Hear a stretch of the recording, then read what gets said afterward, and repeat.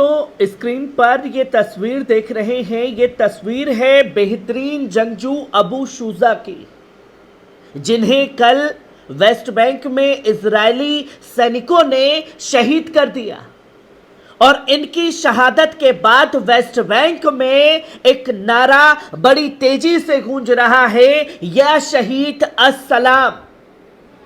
जहां ये नारा वेस्ट बैंक की गलियों में गूंज रहा है, तो वहीं वेस्ट बैंक में जमीनी स्तर पर जंग जो है तेज कर दी गई। और जब अबू शुजा को शहीद किया गया तो उसकी जानकारी साफ तौर पर दी गई कि अबू शुजा ने 7 से 8 घंटे तक इजरायली सैनिकों को रोक करके रखा, और इस 7 से 8 घंटे में 8 से ज्यादा इजरायली सैनिकों को ढेर करने का काम किया, 250 से ज्यादा टुकड़ी को पीछे धकेलने का काम किया।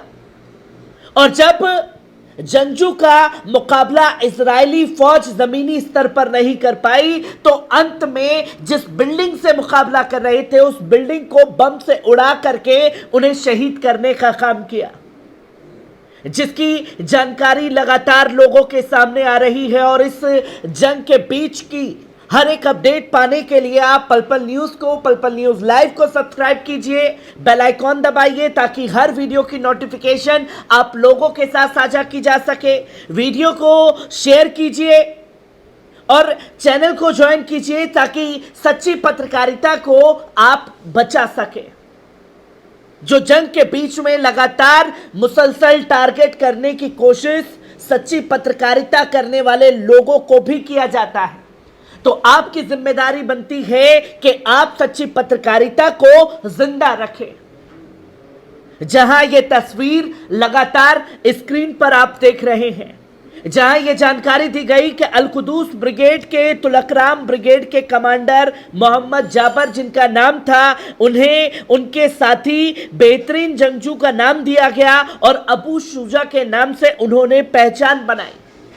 मकबूजा फिलिस्तीन के पश्चिमी किनारे के नूर शम्स शरणार्थी कैंप में इजरायली कब्जा करने वाले फौज के साथ घंटों तक चली मुठभेड़ के बाद शहीद हो गए। अल-मायदीन के नुमाइंदे के मुताबिक अबू शुजा उनके 4 साथियों के साथ इजरायली कब्जा करने वाली फौज ने इमारत में घेर लिया था जिसमें वो मौजूद थे, और 8 घंटे तक जमकर मुकाबला किया। जहां इजरायली कब्जा करने वाली फौज ने बुधवार शाम कैंप के खिलाफ बड़े पैमाने पर हमला शुरू किया, जो 2002 के बाद से पश्चिम किनारे पर सबसे बड़ा हमला था। दर्जनों फौजी गाड़ियों और बुलडोजर की तैनाती करते हुए इजरायली कब्जा करने वाली फौज ने कैंप की गलियों और ढांचों को तोड़फोड़ करना, तबाह करना शुरू कर दिया।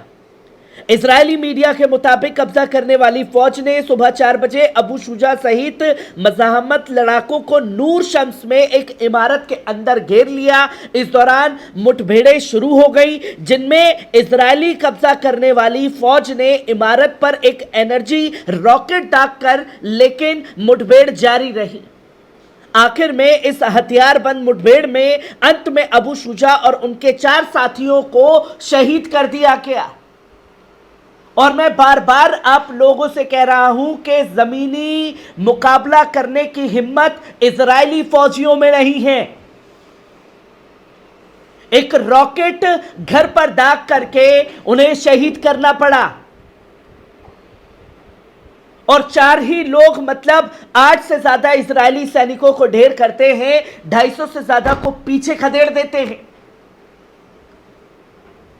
ये दिलेरी जो लगातार देखने को मिल रही है जंग के बारे में, ये चीजें लोगों को कहीं ना कहीं सोचने के लिए मजबूर कर रही है। दूसरी तरफ वो मुजाहिदीन हैं जो अपने दम, अपने हौसले और अपने जिगर पर इस जंग को लड़ रहे हैं। दूसरी तरफ इजराइल के सैनिक हैं जो खुद अमेरिकी हथियारों से लैस है। सुपर पावर अमेरिका उनके साथ है, पर फिर भी जमीनी जंग में उन्हें भारी नुकसान का सामना उठाना पड़ रहा है। जहां यह बताया गया कि 2 दिन पहले तुलकराम वेस्ट बैंक नूर शम्स शिविर की ऐतिहासिक जंग में कमांडर अबू शुजा की शहादत की एक रिपोर्ट आई थी, पर वो बच गए और कैसे आईडीएफ को हराया, इस पर मीडिया से बात कर रहे थे। जहां पहले के इंटरव्यू को उन्होंने साझा किया और यह बताया इजराइल के लिए आपका संदेश क्या है। तो अबू शुजा ने साफ तौर पर संदेश में यह कहा कि हमने इजराइल को चुनौती दी है और ये यहां हम अभी भी जीवित हैं। हम शहीदों के रास्ते पर चल रहे हैं, चाहे वे हम में से कितने लोगों की हत्या कर दे, ये स्थिति खत्म नहीं होगी। हम जीत तक शहीदों की राह पर अड़े रहेंगे जब तक जीत हासिल नहीं कर लेते। और अबू शुजा ने वेस्ट बैंक से तमाम फिलिस्तीनियों के लिए भी संदेश दिया था और यह कहा था कि मैं कहता हूं कि हम आपको निराश नहीं करेंगे, हम आपकी उम्मीदों पर खरा उतरेंगे। जो जाबाजी, जो दिलेरी खासतौर पर जंग के बीच में अबू शुजा ने दिखाई, वो चर्चा का केंद्र बन चुकी है। जब वेस्ट बैंक पर खतरा मंडरा रहा है तो अब डर इजिप्ट के राष्ट्रपति सीसी को भी लगने लगा है, जहां सीसी साफ तौर पर तमाम बड़े बयान देते हुए दिखाई दे रहे हैं और कह रहे हैं कि मिस्र के राष्ट्रपति अब्दुल फतह अल सीसी ने मकबूज पश्चिमी किनारे वेस्ट बैंक पर मौजूदा इजरायली जुल्म के खतरनाक नतीजों की चेतावनी दी और कहा कि इससे इलाकाई हालत पर भी पेचीदा हो सकते हैं। ये बयान उन्होंने काहिरा में अमेरिकी कांग्रेस के वफद से मुलाकात के दौरान, जिसका नेतृत्व सीनेटर जोनी अर्नेस्ट ने कर रहे थे, जहां ये बातें कही जा रही हैं।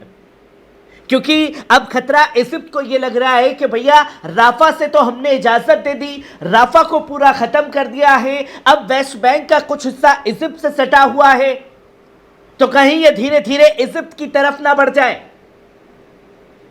इसलिए अब चेतावनी और धमकियां देने का सिलसिला जो है इजिप्ट द्वारा शुरू किया गया है, जहां यह बताया गया अल कुदूस ब्रिगेड द्वारा कि वेस्ट बैंक में उन्होंने ऐलान किया कि उसने अपने दिफाई जंगों के मरहले से आगे बढ़कर अब मौकामी हालत का फायदा उठाने, सलाहियतें बढ़ाने, घात लगाकर हमला करने और धमाकों के लिए बारूदी सुरंगें लगाने के मरहले में दाखिल हो गया है।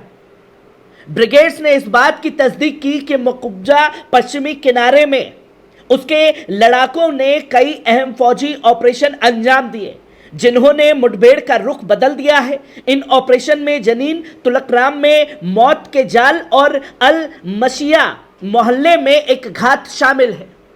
यह ऑपरेशन तुलकराम बटालियन के कमांडर मोहम्मद जाबर अबू शुजा की हत्या के जवाब में किया गया है, क्योंकि अब वेस्ट बैंक में झड़पें खतरनाक होती जा रही हैं। बड़े हमले जो हैं वो शुरू कर दिए गए हैं।